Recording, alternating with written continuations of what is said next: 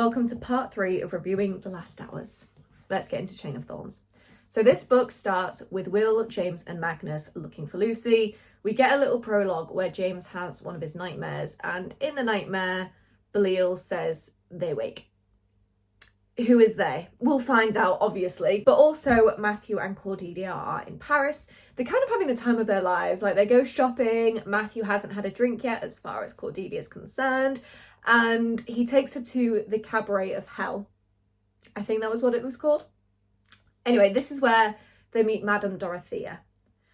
And she's like, oh, Cordelia, your father wants to talk to you. And Cordelia's like, what now? He what now? So her father comes through Madame Dorothea, and he says they wake. Weird that there's already been 2 instances of that, right? So we know something weird is going on. Belial is doing something. We'll find out. But whilst this is also going on, Ari finds out that her father, the Inquisitor, has been blackmailing someone, because whilst he's away, she finds a letter in the fireplace that's kind of burnt up, and she gets the gist that someone is being blackmailed into going against the Herringdales and the Lightwoods because he has some weird fixation on how much he hates them. I don't know why. I don't know. But anyway, she ends up having an argument with her mum, which descends into her coming out to her mum, and then she has to run away and she starts living with Anna. We all know how that's going to turn out, don't we? But we also have Lucy waking up in Malcolm Fade's house in Cornwall, and she wakes up to find that her powers worked. Jesse's alive, which is brilliant because I really wanted them to be together. I was so stressed that he was just going to remain a ghost and we had to just leave that.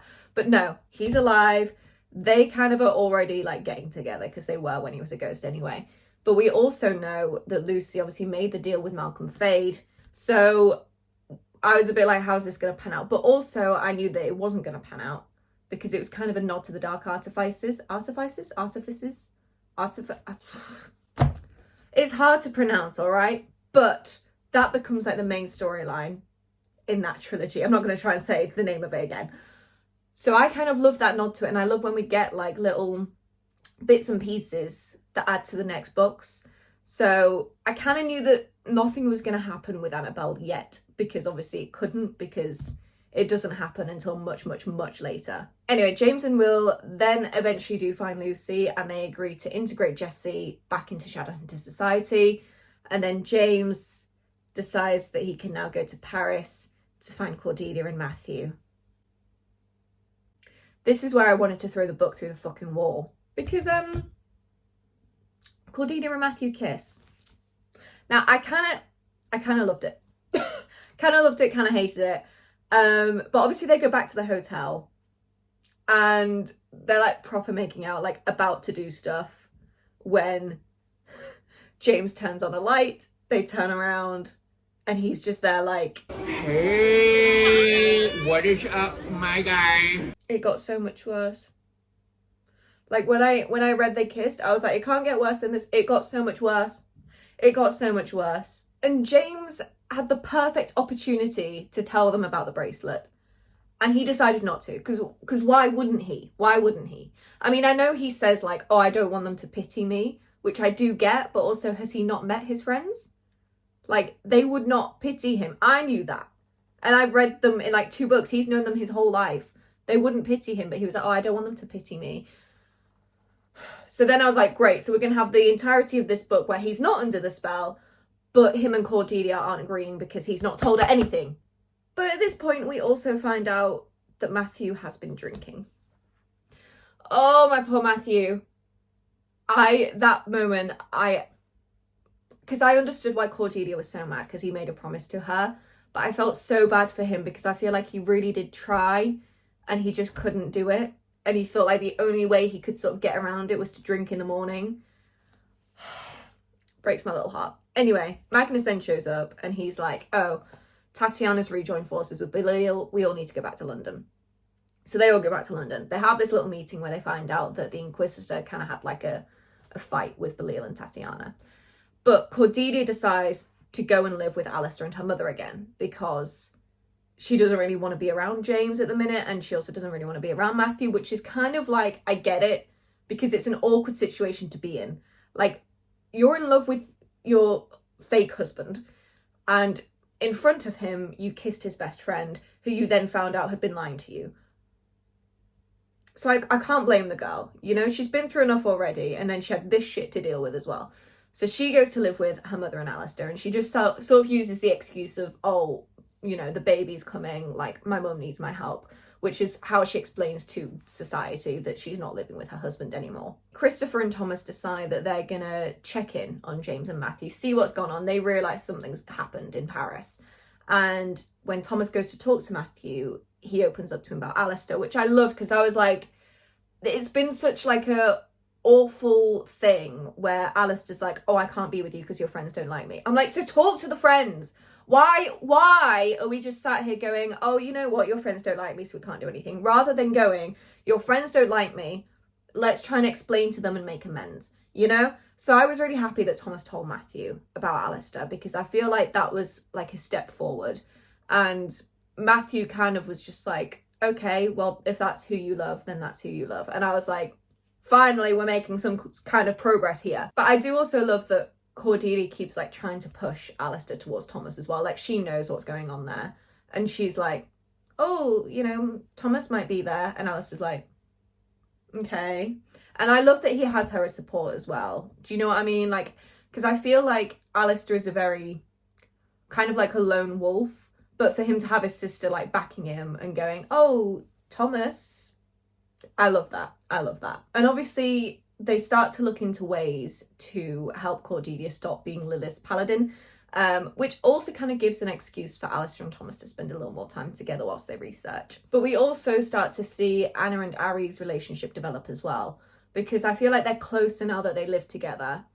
And Ari is very open about her love for Anna, but Anna like kind of pushes her away, which I hate, because I'm like, girl, you love her, why can you not just deal with it? Like, why is it, oh, I love you, but I'm not gonna be with you? Why is that a trope in this book? Why? For every fucking relationship apart from Lucy and Jessie, seriously. But also any conversation that they have where Ari's like, oh, I might have found like a flat that I'm gonna move into, Anna clearly is upset about that.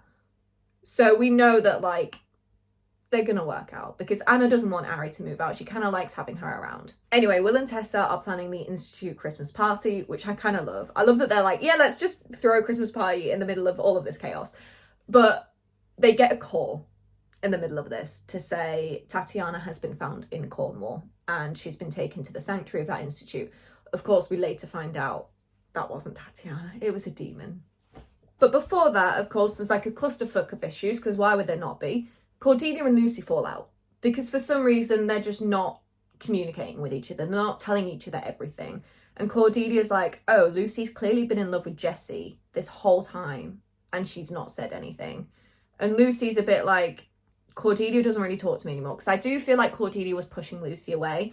One, because she felt very awkward about the James situation, but also because with her being Lilith's paladin, she can't be Lucy's parabattine. I think she felt so bad about that that she just didn't want to like face it, I guess.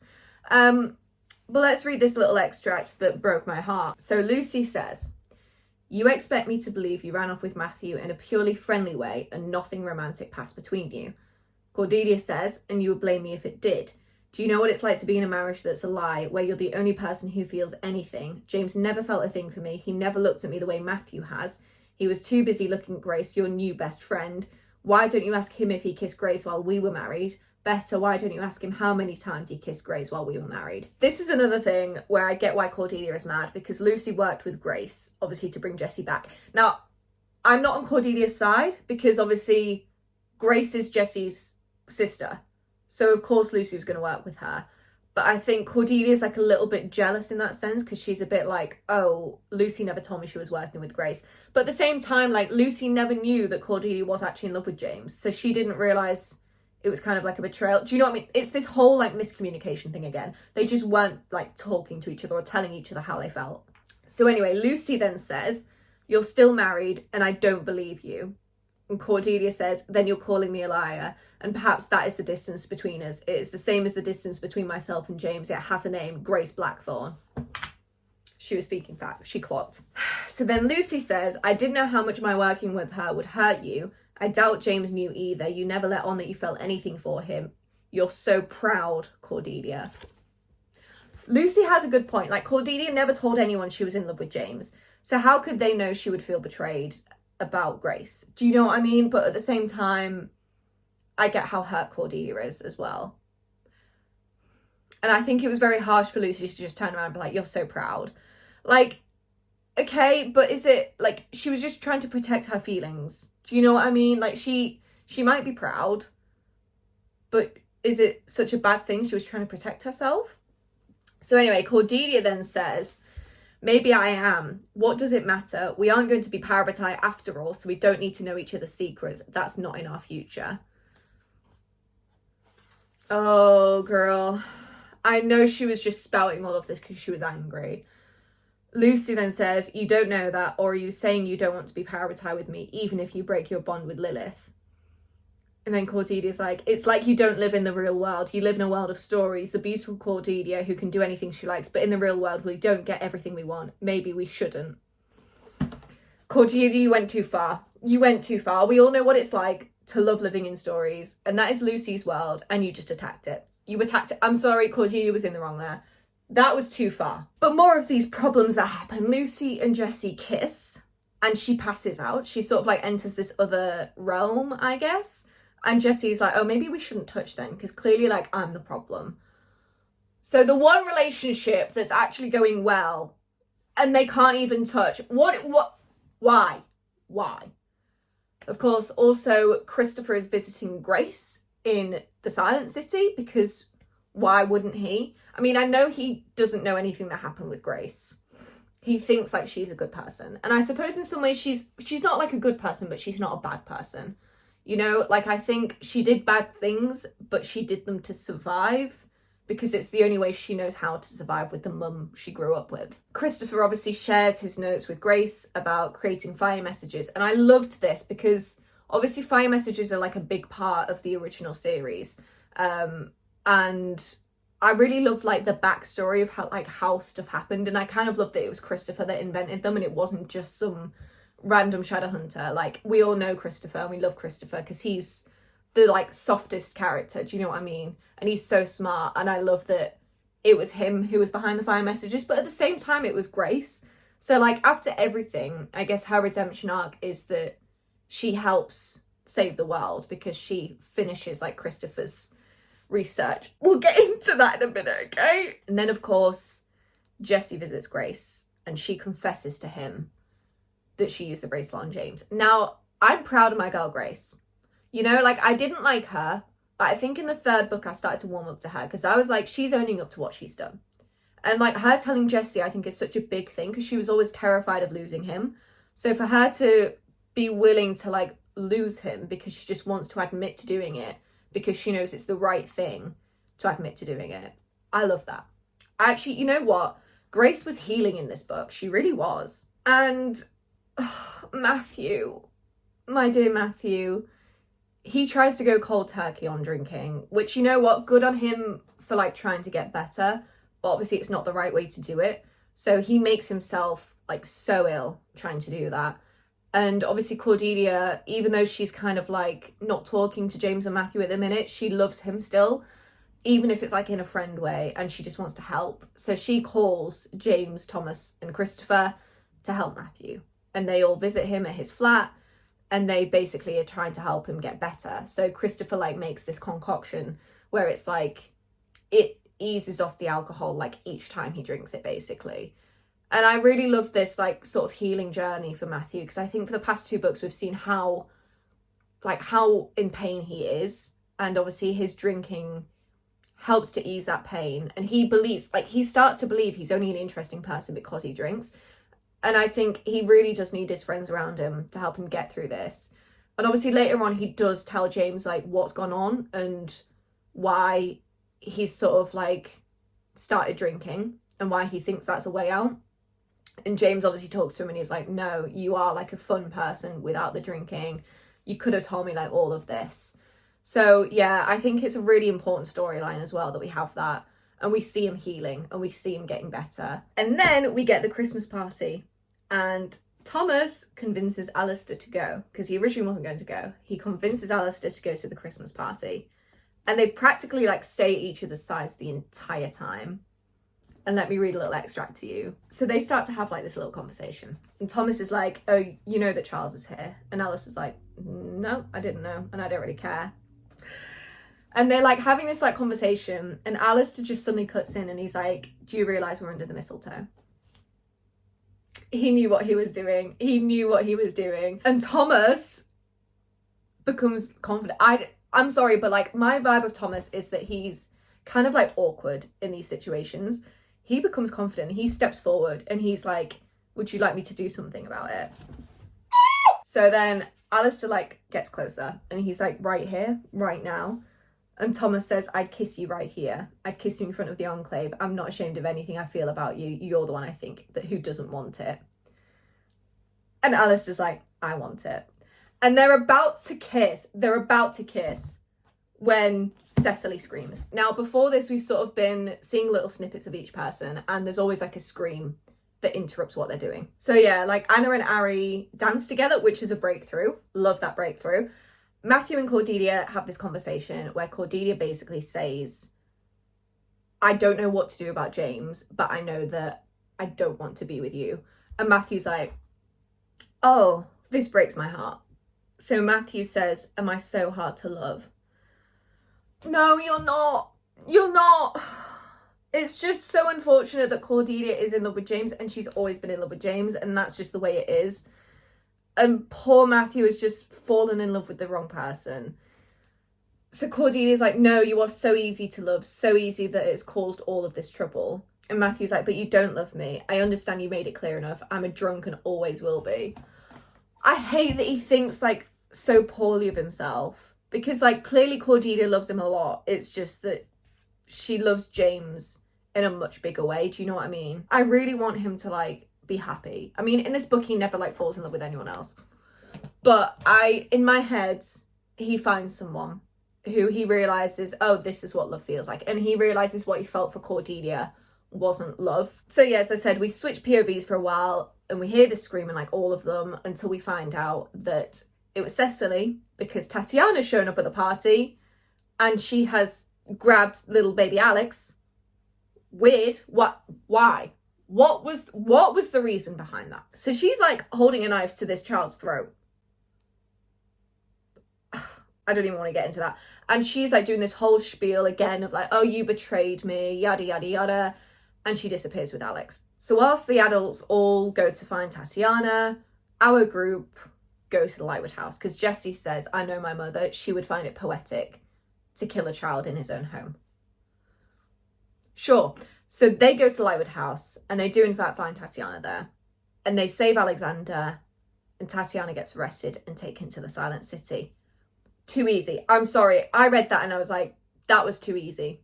She wanted to be arrested. She wanted to be taken to the Silent City. And of course, it all starts to come together about why she wanted to be taken to the Silent City.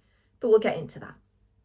So after all of this, Christopher helps Grace basically confess to Cordelia. He takes Cordelia to visit Grace and she tells her everything. And I was so happy. Like, I can't even describe the moment, but I do also just want to show you how far along in that book that was. Like, more than halfway.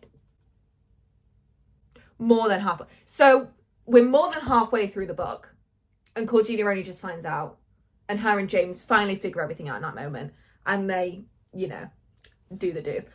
My God. I'm reading A Court of Silver Flames at the minute. She's filthy. I can't even say that Cordelia and James had sex without feeling awkward about it. How am I going to review this? I'm going to have to get over myself.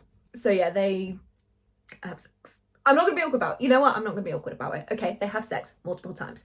Anyway, they then go to the Institute where Tessa and Will basically have to leave because when Tatiana crashed the Christmas party, because she's a fun sponge, she revealed that Tessa's father is Belial. So basically Tessa and Will have to go for questioning, because why would they not? Like, come on, has Tessa not proven that she's like a good person? So Tessa and Will have to leave to go and be questioned. And who takes over the Institute whilst they're gone but Charles? That's gonna end well, isn't it? We then go to the Silent City, where Grace is obviously in her cell and Tatiana shows up. I told you it was too easy. It was too easy. I'm sorry, it was. So Tatiana shows up with this weird looking silent brother, and Grace is like, what are you doing? She's your prisoner, like, arrest her. Kind of traumatically, this silent brother takes Grace's power from her, which Grace having that power was very dangerous. So I was kind of glad she had the power taken from her. Anyway, then Alistair shows up at the Institute, and basically James just tells everyone what happened with Grace. And obviously everyone's like, oh, Grace is an awful person. But Christopher, he's like, no, I don't think Grace is an awful person. And I think if we don't forgive her, we're just as bad. And I love Christopher. Like, he has such a soft heart, but I think that's his strength. You know what I mean? Like, to see the good in people. And I think he's sort of like the reason Grace confessed as well. Like, I think he was so kind to Grace that she was like, oh, maybe it's not a bad thing I confess. So you know what? I think Christopher's soft heart is his strength. And then Alistair, Thomas and Matthew confront Charles about the blackmailing. They figured out this letter that Harry found was probably about Charles. So Alistair says, there are people in the world like us who don't have what you do. A family that will never abandon you. Money, safety, people who could lose their lives for confessing such a thing. All you will lose is prestige, and still you will not do the right thing. Clocked him. Alistair clocked him. And then Grace shows up, and she tells them all the Silent City is gone. Tatiana's taken the Silent City with these like silent brothers and iron sisters who have been possessed by demons. Basically, through the Silent City, she was able to access, I guess, like, not the graveyard, but do you know what I mean? Where they were keeping the dead bodies of the Silent Brothers and Iron Sisters. And she got them possessed by demons. And they're now a massive army. So Charles is like, right, I'm going to go and I'm going to figure out what's going on. Charles leaves. When he leaves, Tatiana shows up. And meanwhile, Thomas and Alistair have gone for a little carriage ride away from all of this. And in the carriage, they have like a moment. And obviously, like, before this, Alistair had said to Thomas, oh, I'm going to move to Tehran with my mum. And Thomas was like, what? So they have this conversation in the carriage. And Thomas is like, I've never thought of you as afraid, but there is no shame in it. What are you afraid of? So Alistair says, change, I suppose. I know that I must change myself, but I don't know how to do it. There is no instruction manual for becoming a better person. I fear that if I remain in London, I will only continue hurting the people I've hurt before. So Thomas says, but you have changed without being instructed on how to do so. The person you were when we were at school wouldn't have rushed to help me when I got arrested, wouldn't have followed me in the first place to make sure I was safe. The person you used to be wouldn't have looked after Matthew, wouldn't be reading book after book about paladins to try to help his sister. I wouldn't feel the way I do about you if you were the same person now that you were last year. So Alice is like, I thought you liked me last year. And Thomas says, I was teasing you. And then they kiss.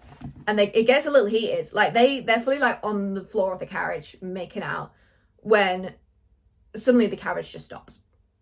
Because all of the mundanes suddenly like start acting strange. And I guess they were sort of like under the control of Belial to go about their day-to-day tasks, but like in a circle. Do you know what I mean? Like, they were just doing it. They weren't aware of what they were doing, basically. So we go back to the Institute where the group are like, we're just gonna have to fight Tatiana. We're just gonna have to do it. So this whole battle like commences. And let me just, so Tatiana is basically like ordering her silent brothers and iron sisters to go after Cordelia.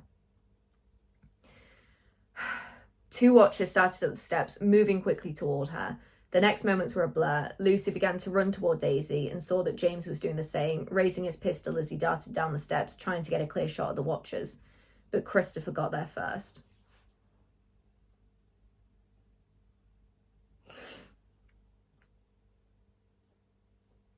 He dashed in front of Cordelia, facing the watchers, his seraph blade blazing in his hand. For a moment it illuminated them both like fireworks, lighting a dark night. He and Cordelia stood haloed in angelic light. Never had Christopher looked more like a warrior. I don't even want to keep reading this. Something metal flashed as it left Tatiana's hand and flew through the air. Christopher jerked, cried out, and tumbled backward, landing awkwardly on the steps.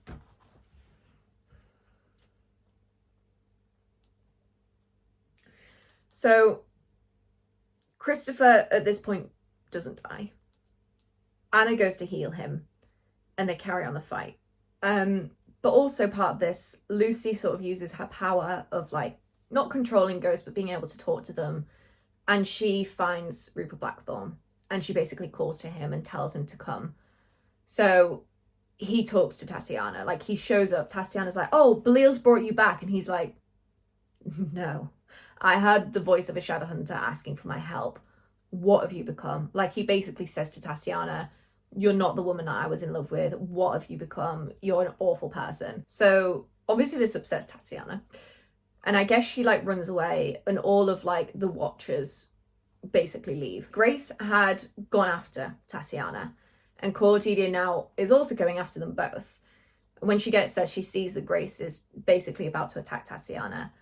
And I feel like this was a nice sort of moment where, I mean, Grace and Cordelia obviously will never really get along, but I think it was a nice moment where they saw each other and Cordelia was like, Grace, leave, like, I'll deal with this. And she knows that Grace can't fight. So I think it was such a nice moment where she saw Grace as like a person, do you know what I mean? Not as like her enemy in a way. So she tells Grace to leave so she can deal with Tatiana. And obviously she pulls out a weapon, which summons Lilith. And she has this whole thing where Lilith is like, you need to kill Tatiana. And Cordelia is like, no, I'm never going to kill anyone. And then Lilith shows her the image of Christopher dying. And she's like, Tatiana did this. There was poison on the blade. Tatiana did this. Kill her. And of course, Cordelia's like, okay, yeah, sure, whatever. So she kills Tatiana.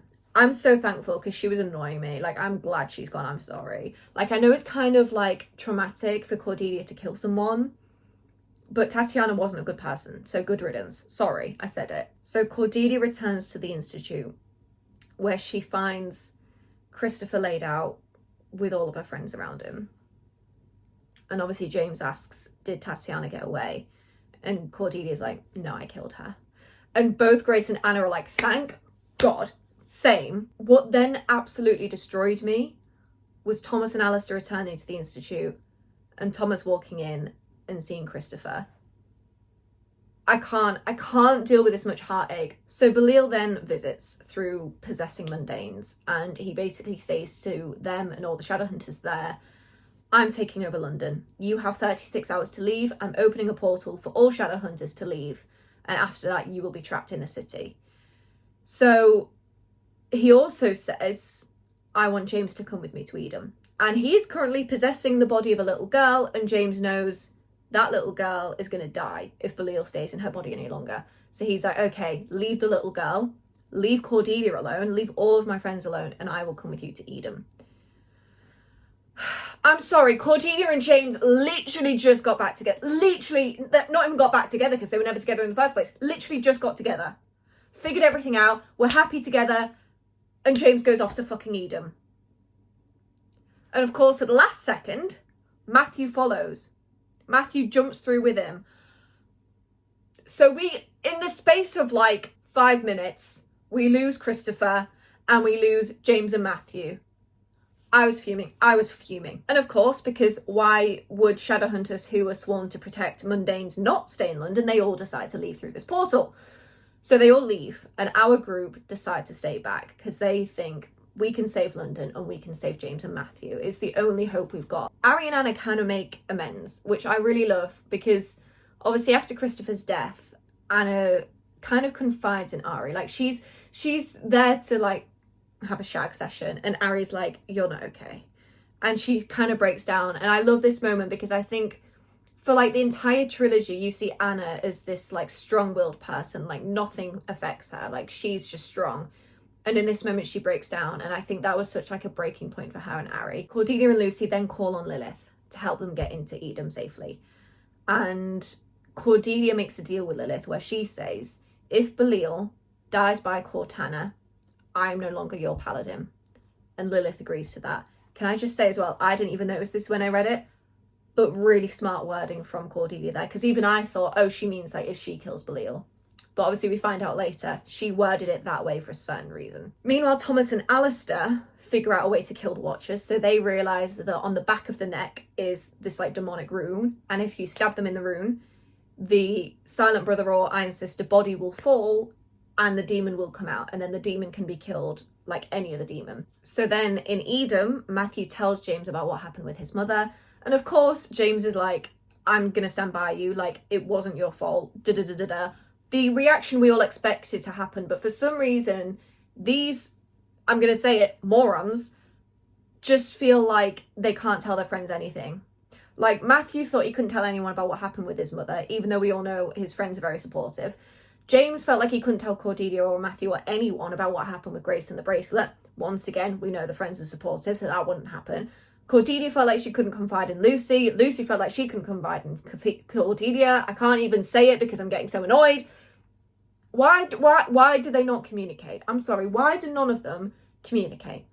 Anyway, James then comes up with this plan to let Belial possess him and get him into London, because he has every faith that Lucy and Cordelia are coming to Edom and they will get Matthew out. So he says that Belial should possess him, basically, and he believes that Cordelia will save him. Like, he says to Matthew, just tell her that I need her to believe in me. So James is now walking around London possessed by Belial. But also Lucy and Cordelia obviously show up in Edom, as James had every faith they would, and they save Matthew. So they all return to London. But before that, Ari and Anna figure out that there is some sort of portal passageway through the Silent City to Alicante that Belial hadn't thought of. So they decide to make the trek there with every faith that Grace will get the fire messages to work, and she will send them to the Shadowhunters to come through the portal, basically. So Ari and Anna can meet them there and lead them to the final battle. Thomas obviously got injured by the Watchers, so he's in the infirmary, and Alistair is sat by his side. And they finally start to work things out. And Thomas just says to him, let me love you. Let me love you. And they kiss, and it gets very heated, and they basically shag on the infirmary bed. But thank God, thank God they finally work things out. But also, can I just say, this is what annoyed me. When I said in like other videos that I still wasn't really happy with their relationship, because we got this in the final 100 pages of the final book. Like, I really feel like I just wanted their relationship to be worked out at the beginning of this book so we could experience their relationship, but we got like snippet of it because we got it in the final 100 pages. That is my only thing with this book. I feel like all of the relationships worked out at the end. So for 3 books, I was just sat there going, when are these relationships going to work out? The only one that really seemed to be going well was Lucy and Jesse, even though they couldn't touch each other. They were at least together. Anyway, the final battle starts. Grace got the fire messages to work. Loved that. So all of the Shadowhunters come back to London to fight the Watchers, whilst Lucy goes to find Jesse, and Cordelia and the rest of the group decide to go to Westminster Abbey to face Belial in James's body. But when Lucy finds Jesse, she says to him, we need to kiss, because she's figured out that when they touch and she sort of goes into this other realm, it's her way of communicating with the dead Iron Sisters and Silent Brothers. So she manages to reach them, and she's like, come on, fight back. Like, fight back against these demons in your bodies, just fight back. Meanwhile, Cordelia finds James at Westminster Abbey, and she has this whole like discussion with Belial where she's like, I can heal your wounds with Cortana, and he's like, I'm not falling for that shit, girl. Because obviously he's already got 2 wounds from Cortana. If he has a 3rd, he dies. So he's very wary of that, and he's like, I'm not falling for that. But she says, I believe in James. Like, that this whole conversation, she's like, I'm here because I believe in James. And that, obviously, because that was part of James's plan, was for Cordelia to believe in him. And I think every time he's had some sort of thing with Belial, you know, like he's been trapped in that like dream state, and it was Cordelia who pulled him out of it. So I think that pulled him out of it. So he basically surpasses Belial's control for long enough that he says to Cordelia, give me Cortana. So she gives him Cortana, and he stabs himself in the heart. So he manages to kill Belial, and thank God he pulls through. He lives. James, I tell you, if we lost Christopher and James, I was not finishing this book. I was not finishing it. So thank God he pulled through. James lives, Belial dies. Brilliant. Anyway, thanks to Lucy, the Silent Brothers and the Iron Sisters fight back against the demons, and they manage to push them from their bodies. So they're just like regular demons that the Shadowhunters can kill with ease. So yeah, everyone pulls through the final battle. So Belil is gone, London is saved, and Lilith shows up. And she basically says to Cordelia, you're doing my bidding because you didn't uphold your end of the bargain. And this is where that smart wording comes in, because she thought Cordelia said, you know, Cordelia will kill Belil and that will stop her being Lilith's paladin. But she didn't. She said, my sword will kill Belil, so Cortana. And James used Cortana. So she did uphold her deal. So she is no longer Lilith's paladin. Love that. So yay, happy ending. Everyone's together. Cordelia and James are going on their honeymoon. Ari and Anna are together. Lucy and Jessie have sorted their lives out. They can now touch. And Thomas and Alistair now live together. And Matthew has opened up to his parents about what happened. And thank God, because that weight is finally off his shoulders.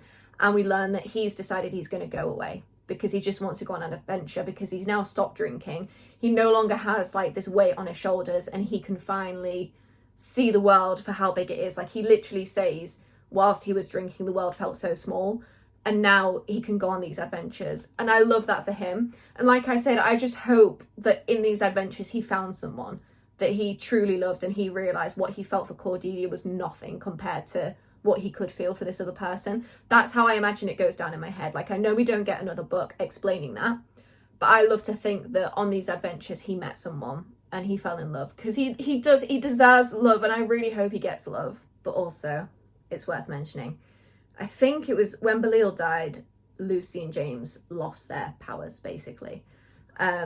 So Malcolm shows up, because obviously he still has this deal with Lucy that she's going to help him find Annabelle's soul, or like bring her back or something. So he shows up and he's like, this deal is still on. She's like, I no longer have my powers. Like, I physically can't help you. So then Malcolm is fuming. He says, you understand nothing. Like all Shadowhunters, when you make a promise to a Downwilder, you will inevitably break it. So yeah, so then this obviously leads to Malcolm basically saying, I will not trust a Shadowhunter again, which leads to his storyline in The Dark Artifices, which obviously becomes like the main storyline of that trilogy.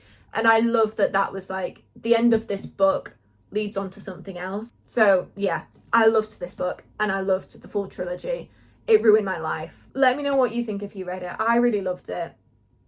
And I can't wait for the final trilogy to come out whenever that happens.